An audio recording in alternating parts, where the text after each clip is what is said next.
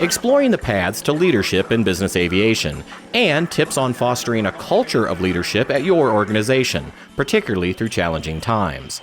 From the National Business Aviation Association, this is Flight Plan. I'm Rob Finfrock with your trusted source for business aviation news. Leadership has always been an important subject for those working in our industry. But how do people become leaders, and what skills must they possess or develop to handle that role? Those are formidable questions, and today's episode offers perspectives from 5 individuals who not only have grown to become notable leaders in business aviation, they'll also tell you that leadership wasn't really on their minds when they first started out. I learned to fly as a hobby. I was living in Colorado at the time, pursuing a graphic design career for a award-winning designer there in the Denver area. After finishing my instrument rating, I started considering what it would take to leave my graphic design job to pursue a career as a professional pilot. So I really looked at it as a piloting career and not necessarily a leadership role at all. Candace Covington is Senior Director of Aviation for a Fortune 200 company based in California. I really attribute it to a lot of luck and good timing. I moved to San Diego to get the rest of my pilot certificates. I became a flight instructor. About 2 years into my role as a flight instructor, a tower controller actually recommended me for a line pilot position. The base manager at this flight operation hired me on that recommendation.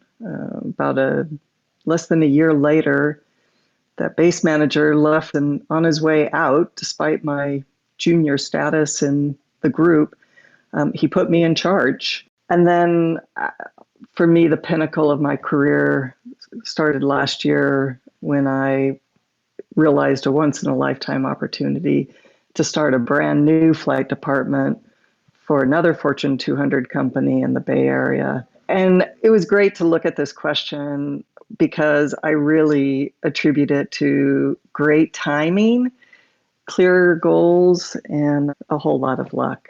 Also with us is Jad Donaldson, Director of Aviation for the Harley-Davidson Motor Company. He says he took a more organic route. When I was 3 years old, I took an airplane ride with a friend of the family who owned a small Piper Cherokee. And I thought that was the whole thing right there. At 3 years old, I realized then I will be a pilot. I spent most of my early years growing up being told that having a pilot career is probably something you want to do as a secondary career, not as a primary career. So you need to really have something much stronger to rely on. The Boy Scouts Aviation Explorer program presented Jad with the chance to fly gliders. But it was his introduction in college to a family-owned Part 135 charter operation that made him realize aviation was calling him, not as a hobby, but as a profession. I started pouring all my spare time and resources into learning to fly. So from there, one thing led to another, and over many, many years and a few decades, it turned into opportunities that led me back towards the Michigan area, where I flew for the University of Michigan Medical Center, flew charter, had experience with Bedovac, then got into a corporate job with a company out of Ann Arbor, and I ended up as a line pilot who then turned into the chief pilot position, who then turned into running the flight operation for that company. And ultimately, I ended up taking an opportunity 5 years ago with Harley-Davidson. That said, one does not need to be a pilot to love aviation or to be an effective leader in the industry. Kelly Rittenhouse, CAM and Director of Aviation for Hangar Aviation Management, explains. I was in college as an English education major, and I interviewed for a position at a small FBO in central Illinois, and I didn't get hired. And then the person they hired didn't work out, so they called me back, and I started my work as a receptionist at the front desk of a flight school, a maintenance repair organization. They had a charter department, and that's how I began. And I fell in love with the people that I met that would come in, and I would watch people earn their private pilot's license and then their instrument commercial. I would watch people progress as they bought their own airplane. I learned about the We flew transplant teams for organ harvest. And I just started taking on more roles at that company. And then I learned about this network of people who were trying to develop others through NBAA schedulers and dispatchers. And by then I was working as a scheduler, and I started participating in the industry. And I found that to be fascinating and a way to meet the people that I was interacting with and help to develop my own skills. And so then I participated in the committee work, and I would eventually lead a committee and continue to evolve, and always with goals of improving myself and having someone who had similar background as I do to show them that they also have potential to lead in whatever capacity that looks like for them. Didn't think that leadership was necessarily a title, more of an act. Our fourth guest, Guido Visconti, is Director of Aviation and Chief Pilot for a large Fortune 50 company in the Midwest. Guido, I understand that like Jad, it was an early airplane ride that also set you on the road to your career. If you don't mind the aside, listening to all the stories is absolutely incredible. When you talk to doctors or some other professions, the linear track to which they proceed through their careers seems just that, very linear, and they knew what they wanted to do and they follow a very set path. But really, aviation is just such a continuum. You never know what you're going to find. The experience of the people is just so diverse. I wanted to be a pilot, but I was first generation Italian. My parents came here in the 50s, and I really had no idea how to, get from point A to point B in this career. I like Jad, flew on a 747 to Italy when I was about 5 years old, and man, I was, hook, line, and sinker. This has got to be the best thing to do in the world. And that kind of set my vision on what I wanted to do, but I didn't know how to do it. So I kind of lost touch with that aspiration. I actually was going to become a chemical engineer, and due to fate, that fell apart, and my aspirations for chemical engineering didn't work out, and wound up at a very little school the day before registration, going through the registration pamphlet for classes, and right after accounting was aviation. I thought, aviation, I can do this in school. I don't have to go into the military, or there's another way to do this. And that was the end of my science career and the beginning of my business administration path with a minor in aviation sciences, and went to school during the day. And during the morning or in the evening, I would do flight school. And during the day, I would do school, my undergrad work, became a flight instructor. And that was really off to the races. As Guido pointed out, the path to a career in business aviation is seldom a straight line. And that's just one aspect to understanding how a person might become an effective leader in our industry. Chris Broyhill also took an interesting road to his current role as an industry consultant and author, graduating from the U.S. Air Force Academy and flying A-10 Thunderbolts in Europe and F-16s in Korea. As his peers looked toward flying commercial airliners upon leaving the service, however, Chris opted instead to fly right seat in a Sabreliner 65 business jet for a small company, a choice that ultimately led him to chief pilot and director positions at 2 Fortune 100 companies and his current position at a national charter management firm. In 2016, NBAA asked Chris to conduct research into the impact of leadership on personnel retention. Those studies culminated in the book Business Aviation Leadership: From the Traits to the Trenches, which examines the qualities that are most important to becoming a leader in our industry. Chris, you've heard our guests describe their own diverse paths to leadership roles in business aviation. As you literally wrote the book on this subject, how would you define the term leadership as it applies to our industry? One of the things when I start the book off, in the introduction, I talk a little bit about trying to define leadership and the fact that there are literally hundreds of millions of hits on Google if you try to say, what is the definition of leadership? And there are various and sundry ways people will attempt to capture it. So I actually didn't really try to do that. Probably the simplest explanation I heard came from a gentleman by the name of Craig Olson, who's the director of aviation, or the VP of aviation, for a well-known flight department in the upper Northwest. And he said, leadership is simply inspiring people to achieve a common cause or a common task. And I thought, that'll pretty much work. But one of the things I talk about in the book is that you see leadership all the time, and your gut will tell you, hey, I'm looking at leadership right now. So why is it so darn difficult to define? So what I tried to do instead, Rob, was I tried to capture the attributes of leadership. My experience has been leadership is something people do.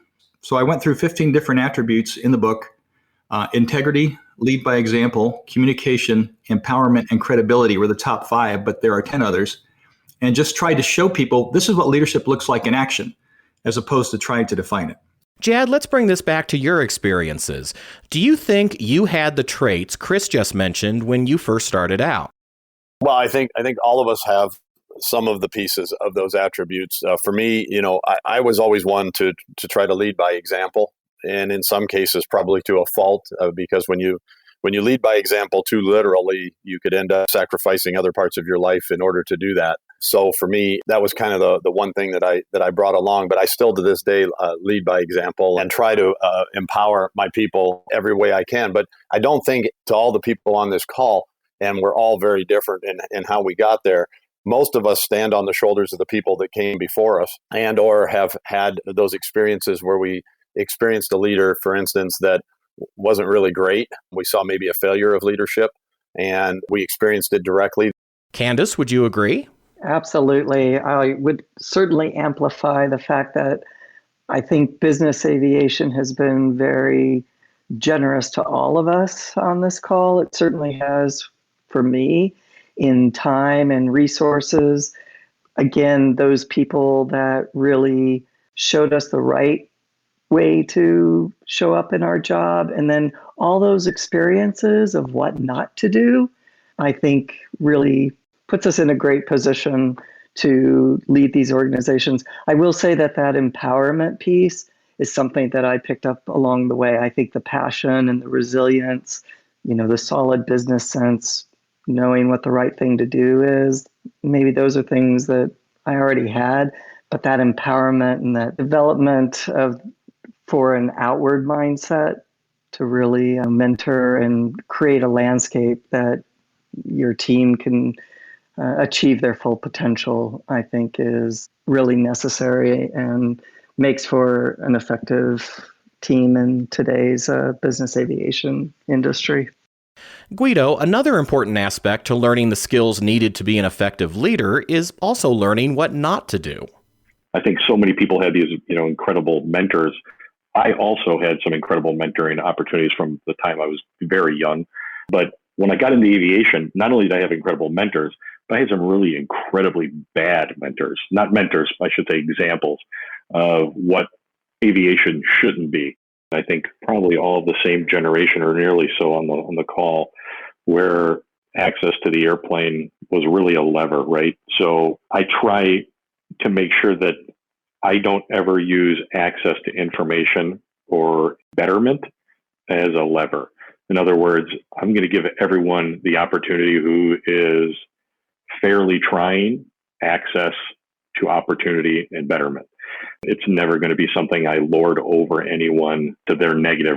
As long as they're honestly trying and willing, then they're going to have access to myself, resources, whatever that is, and it won't ever be used in a negative sense, if you will.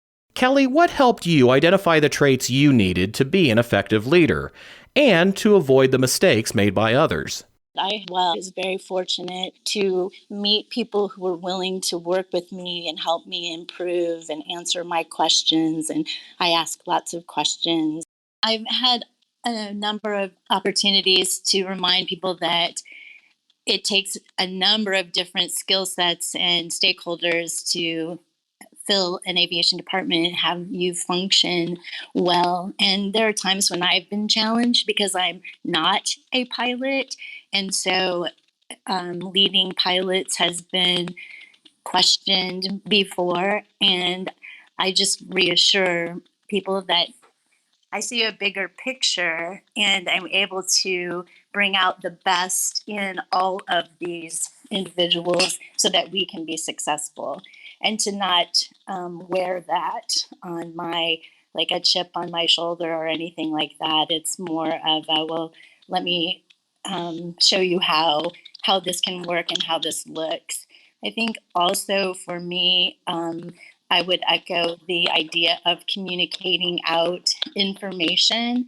There was a time when people did want to withhold, and that doesn't serve anyone well. It's better to share early and often and be willing to keep people informed so that they will then also do the same for me, is bringing me information as they are aware of it. So those are some things that I continue to ask myself: am I communicating well? Am I walking that out? Am I acting in integrity? Are my messages clear? And that, I think, makes me a stronger leader. All of you have brought up excellent points to think about, particularly as we're recording this episode as our industry faces significant operational challenges stemming from the COVID-19 virus. Chris, it seems to me it would be more difficult to lead in times of crisis, but is that how you see it? I am not so sure. It is easier to lead when things are good versus when we have an adverse environment. Just an anecdote from my past. I served in a lot of cool places when I was in the Air Force, but one of the ones, the place that was probably the most bleak was Kunsan Air Base, which is on the Yellow Sea, the west coast of South Korea. It's a remote tour, so you don't get to take your family with you. Usually they limit it to a year. I was a masochist, so I stayed for 18 months. But the North Koreans were 35 minutes away by hovercraft, or 15 or 20 minutes away by aircraft if they were going to attack the base. And in spite of the austere environment, in spite of the bleakness, the sense of camaraderie was just so great. And the focus on the mission was just unlike any other place I'd seen in the Air Force. So to roll that into the discussion, I think sometimes adversity can focus people. I think sometimes it can bring out ties and bonds in the group that maybe weren't there before. Because if it focuses people, it's easier to lead them when they can all see the same common cause, the same vision you're trying to communicate as a leader. If there's not a clear vision, then there's typically not a clear mission. And without those two, I don't think you can get people all lined up and going in the same direction. Candace, do you feel that adversity can bring out a person's leadership qualities and help bind a team together?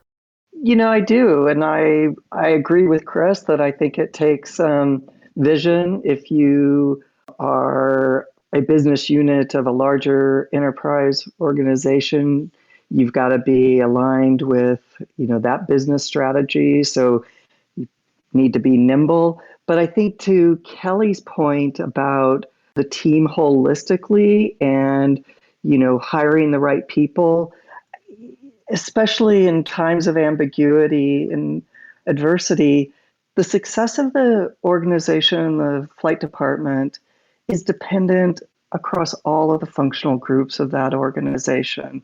It's not just about the pilots winning for aviation, but everybody on the team.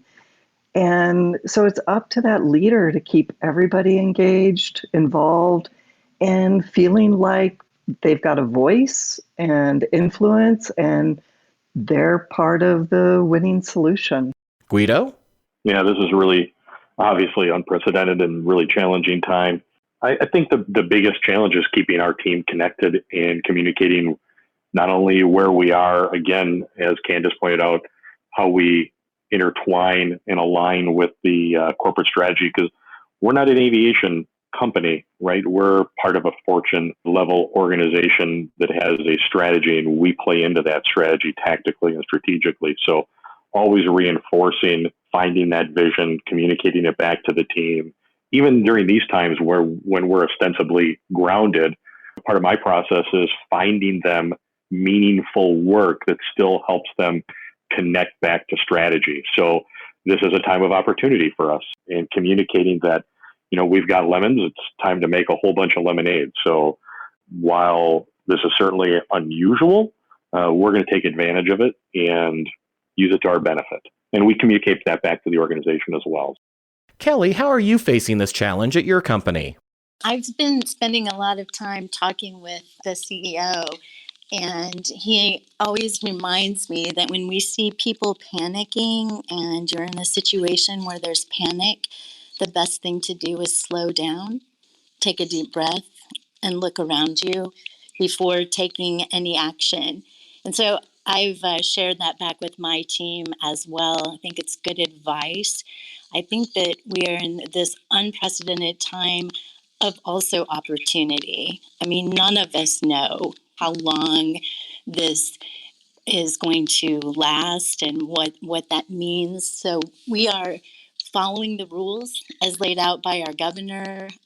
We are doing our best to keep each other engaged and checking on our team. We're looking at some housekeeping things that maybe we've had some projects that haven't had the full attention that we would like.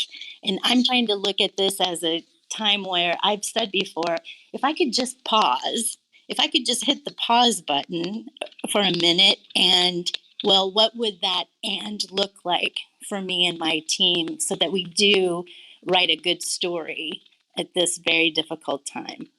Jad, same question. How are you and your department responding to the COVID-19 crisis? I would say it's very fluid, and we're doing the best we can with what we have to work with. I would like to echo a lot of the things that Candace and Guido and Kelly have mentioned, though. They have hit the nail on the head. It's not that any of us could plan for what we are facing today. I mean, none of us saw this coming. You build building blocks as a leader. When you build a team, you put those building blocks together, and you do it for times like this, times like right now. And I think it's when you find the strength of your team. The part that I love the most of leadership is when you can watch your team independently fulfill the mission of what you're all about and running the business of aviation, and that you see each individual bringing to light great ideas and that they are able to execute on those ideas independently. I didn't have to go out and start prompting people to look at things. We're going to be able to be here for the long haul. I have always led by a logic of, are we going to play the long game or the short game? This has to do with expense, and it has to do with how we run the business. We've always played the long game in our department, and we're still playing the long game, and we see a bright future ahead for everything that we're doing. Chris, to wrap up our conversation, I think all of you have shared tremendous insights on how individual leadership qualities are being brought to the fore during this situation.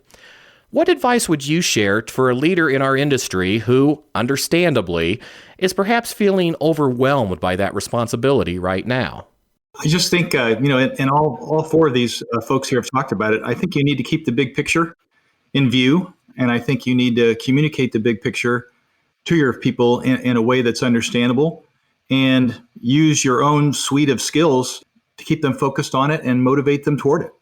And every person here has been talking essentially about the same thing in so doing that. And I think that's the way to press forward, particularly in adverse times like these. Chris's book, Business Aviation Leadership from the Traits to the Trenches, may be ordered at chrisbroyhillbooks.com. And that's the latest from the National Business Aviation Association. Remember, you can subscribe to all Flight Plan episodes at Apple Podcasts in the App Store, wherever you find your favorite podcasts, or download them from NBAA.org. I'm Rob Finfrock, and thanks for listening to Flight Plan.